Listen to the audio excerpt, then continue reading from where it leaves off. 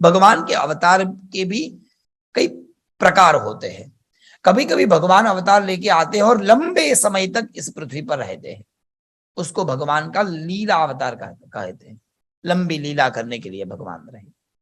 कई कई भगवान का अवतार होता है क्षणिक अवतार, थोड़ी देर के लिए आए, वो लीला खत्म और भगवान चले गए।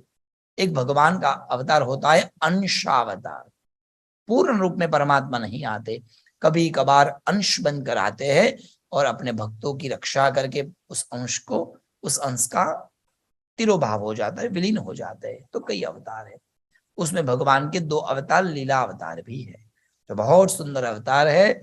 वैसे तो है शिव कथा में, पर प्रायः ये अवतार की कथा श्रीमद् भागवत में सुनाई जाती है। 2 बार भगवान ने ऐसे लीला अवतार की, एक छोटे से कृष्ण को देखने के लिए और एक भगवान के साथ रास खेलने के लिए। जब महादेव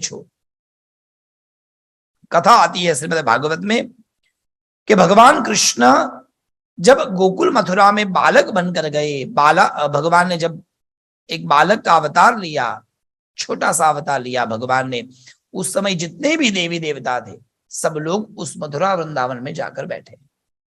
सब लोग जाके भगवान ने पहले बोल दिया था कि मैं इस तारीख को जाने वाला हूं, आपको आना है मेरे कृष्ण दर्शन के मतलब छोटा सा रूप देखने के लिए, आप पहुंच जाना। सब पहुंच गए, घर वाली लेट हो गई, बोलो जैसे कृष्ण। ये मैंने इसमें लिखा है जी, और वैसे भी हर की घर वाली लेट ही होती है। तैयार होने में रहे और यहाँ तो सब देवी देवता चले गए गोकुल में। और 2 दिन के बाद जब लक्ष्मी जी गए गोकुल में बैठने के लिए तो हाउसफुल बोर्ड लगा, कहीं बैठने की जगह नहीं, जहां देखो वहां देवी देवता भरे पड़े हैं, कोई वृक्ष बनकर, कोई लता, कोई पता, ऐसे ऐसे। गाय माता को पूछा, हे गाय माता कोई जगह है? गाय माता ने कहा मैं भी हाउसफुल हूं, मेरे अंग में भी बहुत सारे देवी देवता आ गए हैं और मेरा शरीर भी पवित्र हो गया है, पर इफ यू डोंट माइंड एक जगह बाकी है। बोले क्या? मेरे गोबर में अभी कोई नहीं बैठा। बोलो जय श्री कृष्ण। लक्ष्मी जी ने कहा साहब जो मिल जाए अभी ले लो, नहीं तो ये सीट भी चली जाएगी।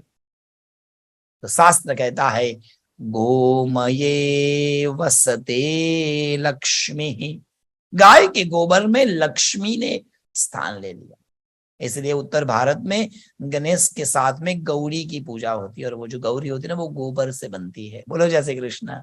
गणेश गोबर मतलब गणेश लक्ष्मी की, गौरी की पूजा बोलते हैं। तो जो गोबर है ना वो भी लक्ष्मी का रूप है, इसलिए गाय का गोबर बहुत शुद्ध माना गया है। गाय के गोबर से यज्ञ करने से लक्ष्मी की प्राप्ति होती है। गाय का गोबर जहां लगाया जाता है वो जगह शुद्ध हो जाती है, वहां संपत्ति आती है, वहां धन भंडार भरे रहते हैं। इसलिए ये सब हमारी परंपरा रही। खैर, तो लक्ष्मी जी गाय के गोबर में निवास किया, महादेव भी वहां बांस में बैठ गए। समय आने पर अष्टमी के दिन भगवान कृष्ण का जन्म हुआ। जेल में भगवान यहाँ पर पधारे, बहुत बड़ा नंदोत्सव हुआ। सब लोग आए, सब ने भगवान का बाल अवतार का दर्शन किया, कृष्ण अवतार के दर्शन किए और सब धन्य बन गए। बहुत बड़ा उत्सव हुआ। आज दिवाली, काल दिवाली, गोकुल मातो रोज दिवाली, रोज उत्सव होने लगे, रोज उत्सव होने लगे। अब बाबा भोलेनाथ थोड़े समाधि वाले बाबा, भगवान ने कहा जाएंगे, कहाँ देर है, पहले सबको ले जाने दो, हम बाद में जाएंगे। और कई लोग ना बुद्धिशाली भी होते हैं, दूध पाक बनता है तो ऊपर ऊपर से लोगों को पी लेने देते हैं, क्योंकि माल माल तो नीचे होता है। बोलो जैसे कृष्ण। होशियार होते हैं कई लोग, तो सबको हो जाने दो, हम फिर जाएंगे। सब दर्शन करके आए और एक दिन बाबा भोलेनाथ की इच्छा होगी मैं भी दर्शन करने जाऊं, पर उससे पहले पूतना जाकर आई थी और पूतना के डर से मां डर गई थी, इसलिए मां ने कह दिया था आज के बाद में मेरे घर में कोई नहीं, जो आएगा वो बाहर खड़ा रहेगा। बाबा भोलेनाथ भी दर्शन करने गए, बाल योगी का रूप लेकर, हाथ में झोली ली, उसमें आटा भर दिया, भिक्षुक का रूप लेकर भिक्षा मांगने के लिए गई। और जब भिक्षा मांगने के लिए वहां जाते हैं तो उसका बहुत सुंदर पद है, और पद के लिए हमारे मुखिया जी बड़े प्रसिद्ध हैं। बहुत सुंदर एक शब्दावली में किस तरह से महादेव ने भिक्षा मांगी है। पार्वती माता ने कई बार ना कही है, कहा महादेव लेना है तो सोना चांदी हीरा मोती ले लो, बच्चा नहीं दूंगी। कई बार मांगा पर कन्हैया का दर्शन नहीं करवाया। अंत तो गतवा नजर उतारने की भावना से कहा तब लल्ला के दर्शन पहली बार महादेव को होते हैं। उस समय जो भगवान का अवतार है, उस अवतार को कहते हैं कृष्ण दर्शनावतार। महादेव आते हैं भिक्षा मांगने के लिए और यशोदा रानी आती है, आइए आइए महाराज आप आसन ग्रहण करिए। सुंदर आसन लेके आई और महादेव ने कहा, मां इस आसन का क्या करूं? ईश्वर कृपा से दुनिया का जो सबसे ऊंचा आसन है ना, वो है मेरे पास, और वो है कैलाश का आसन है। ये आसन से क्या करना? मैं खड़ा हूं मां, कुछ और दे दीजिए जो चाहिए मुझे। मां ने सोचा और क्या चाहिए बाबा जी को। कंचन थाल लेकर आई भिक्षा लेकर, और भिक्षा देने के लिए जब थाली आगे बढ़ाई तो कहा, मां भिक्षा देने वाली अन्नपूर्णा तो घर वाली है, इस भिक्षा से क्या होगा? बाबा जी क्या चाहिए? रत्न ले आऊं? कुबेर है मेरा मित्र रत्न देने वाला, कुछ ऐसा दीजिए जो मेरे पास नहीं है और वो केवल तेरे पास है यशोदा। बताइए बाबा क्या? सुना है लल्ला तेरा बड़ा सुंदर है ना, मैं ना दिखाऊं मेरा लल्लो? महाराज माफ करिए, मेरे लल्ला को ना देखते हैं लोग नजर लगा देते हैं, चाहे कोई भी आ जाए, लल्ला को तो मैं न लाऊं घर के बाहर। बाबा भी बहुत समझाया, कहा मां एक बात बताऊं, कैलाश से आया हूं और एक धागा लाया हूं, यदि धागा बांध दिया ना तुम्हारे बच्चे के हाथ में, कभी किसी की नजर न लगे उसको। और मां फंस गई बाल भाव में। हाँ ये बात सही है, धागा है? महादेव जी ने कहा है तो नहीं, पर कहीं कुछ तो करेंगे जुगाड़। यहां से मां गई लल्ला को अंदर लेने, इधर उधर झोली देखी और सर्प राजा को कहा, सर्प राजा जाओ झोली में और धागा बन जाओ।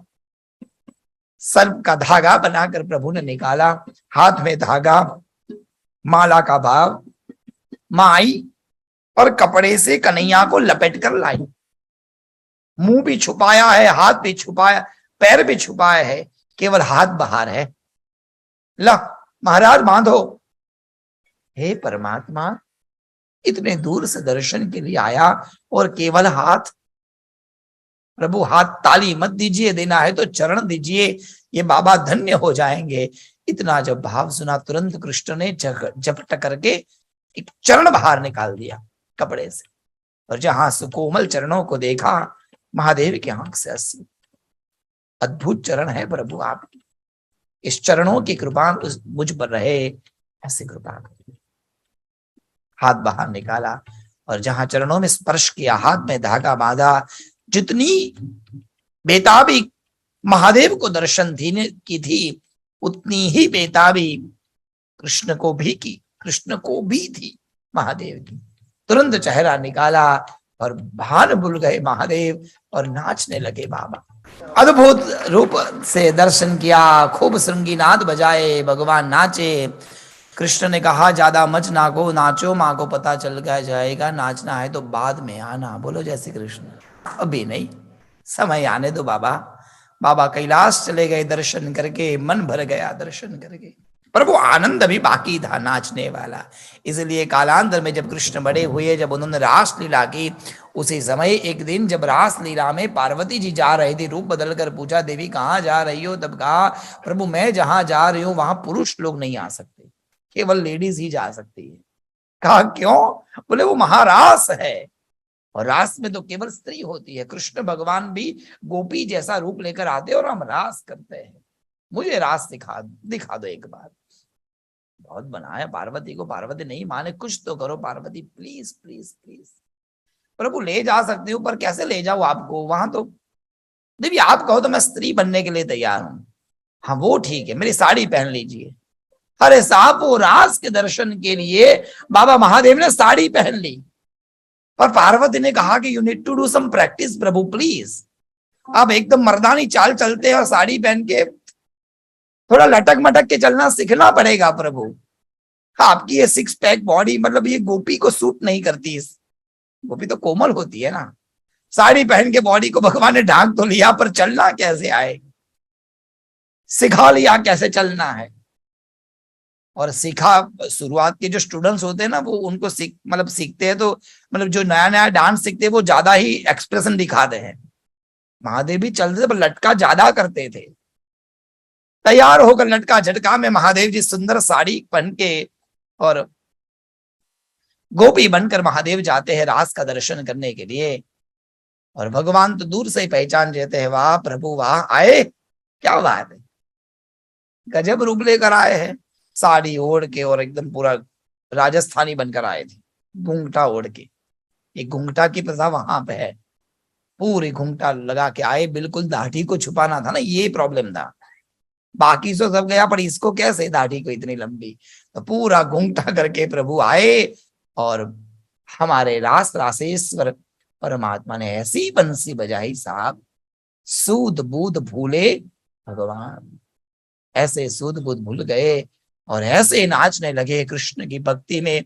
नाचते नाचते सर से सारी सरक गई और मुंह खुल गया। महादेव ने कहा आओ आओ महादेव, भगवान कृष्ण ने कहा आइए आइए महादेव, आज आप रास में गोपी बनकर आए हैं और एक नया अवतार भगवान को मिला, और वो है भगवान का गोपेश्वर महादेव। बोलिए गोपेश्वर महादेव।